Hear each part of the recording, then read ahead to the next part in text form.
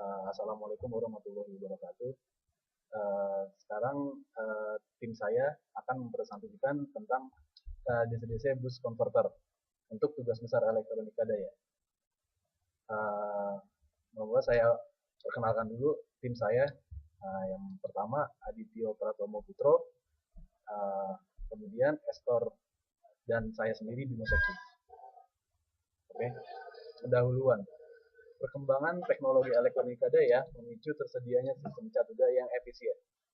Sistem catu daya linier sangatlah tidak efisien dibandingkan sistem catu daya switching. Hal tersebut disebabkan oleh daya disipasi yang rendah pada proses pensaklaran. Saat saklar tidak bekerja di daerah aktif, maka tidak ada energi yang terbuang dan sebaliknya. Kemudian, sistem catu daya linier masih dapat digunakan pada level daya rendah. Dan untuk sistem level daya tinggi, dibutuhkan sistem catu daya switching. Besarnya frekuensi yang meningkat pada sistem catu daya switching dapat menghasilkan riak arus yang lebih rendah dan kepadatan daya yang lebih besar. Beberapa topologi dasar konverter DC-DC adalah konverter buck, bus, dan buck bus.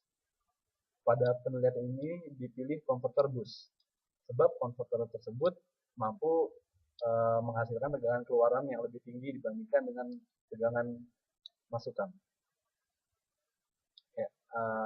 Konverter bus. Konverter bus itu juga dikenal sebagai step up converter atau penaik tegangan yang dapat menaikkan tegangan tanpa menggunakan trafo, yaitu dengan menggunakan saklar elektrik sehingga menaikkan tegangan menjadi lebih efisien. Bus converter terdiri dari beberapa komponen, yaitu tegangan sumber, induktor, saklar, dioda, kapasitor, dan resistansi beban. Sedangkan untuk saklar elektrik dapat digunakan transistor MOSFET. Rangkaian dari konverter ini dapat ditunjukkan oleh gambar berikut. Ya, ini gambarnya. Kemudian ini di saat saklar on. Saklar on. Dan yang ini di saat saklar off. Oke, selanjutnya perhitungan akan dijelaskan oleh Estor.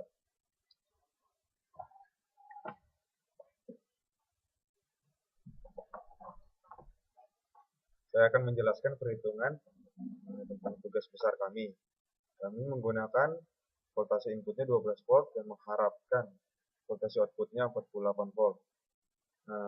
Arus yang kami gunakan 3 ampere untuk output dan tegangan dengan frekuensi 43,2 kHz. Pertama-tama kami menghitung duty cycle-nya.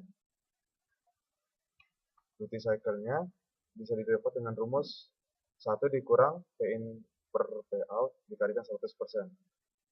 Di sini kami menggunakan 1 dikurang 12 dibagi 48 dikalikan 100%. Didapatkan duty cycle-nya 75%. Untuk menghitung besar induktor yang kami gunakan, kami menggunakan menggunakan rumus ini 0,4 dikalikan 3 ampere dikalikan 48 dibagi 12. Setelah mendapatkan, kami memasukkan ke rumus ini, di mana rumusnya Pin dikalikan Pout dikurang Pin per sigma IL dikalikan frekuensinya dikalikan Pout-nya. Setelah mendapatkan, kami mendapatkan hasil 43 mikrohenry. Nah, ini merupakan besar minimum. Kapasitornya yang kami gunakan didapatkan dengan menggunakan rumus ini. A dikalikan K per F kalikan sigma VC. Rumusnya delta VC-nya kami gunakan 0,1 dikalikan Pout-nya. Karena Pout-nya kami menggunakan 48 volt, maka didapat delta VC-nya 4,8 volt. Dimasukkan kembali ke rumus ini, sehingga di 3 dikali 0,75 dibagi 43,2 dikali 10 pangkat 3 dikalikan 44,8 volt.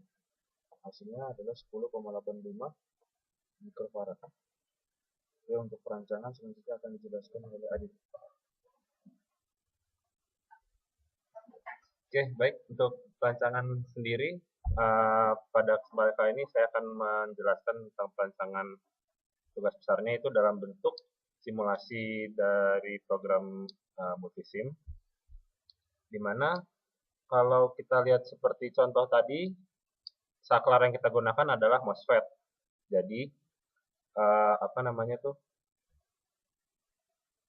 MOSFET ini bekerja sebagai saklar, di mana kalau saklar itu on, rangkaian akan bekerja, dan saat saklar off, rangkaian akan tidak bekerja atau ya itulah. Dan di apa namanya di rangkaian ini apa namanya saklar atau titik mula awal mulainya dari rangkaian ini itu ada pada gerbang gate atau gerbang awalnya di MOSFET saat diberi satuan dari sumber yang sebesar 12 volt itu saat kena ke MOSFET dia akan berada pada posisi on atau short dan kemudian arusnya akan mengalir ke gerbang drain dan source. Nah, di rangkaian ini kami tidak menggunakan microcontroller, melainkan kita menggunakan function generator yang telah diberi drive. Function generator ini untuk menggantikan micro yang sudah diberi drive. Kira-kira seperti itu. Dan kemudian setelah MOSFET bekerja, di apa namanya nggak kelihatan. Di tabel ini yang kita menggunakan frekuensi sebesar 43,2 kHz dan juga amplitudenya sebesar 12 volt. Dan duty cycle ini didapatkan dari hasil perhitungan yang sudah dijelaskan oleh saudara Estor sebelumnya. Nah, hasil yang kita harapkan adalah 48 volt. Namun di sini kita dapatkan 49 volt, bisa dibilang ini hasil yang cukup mendekati dari hasil yang diharapkan. Jadi kesimpulannya alat ini bekerja dengan cukup baik dengan menghasilkan output yang tidak berbeda jauh dari output aslinya yaitu 48 volt. Dan ya, mungkin demikian presentasi dari kelompok kami. Terima kasih. Assalamualaikum warahmatullahi wabarakatuh.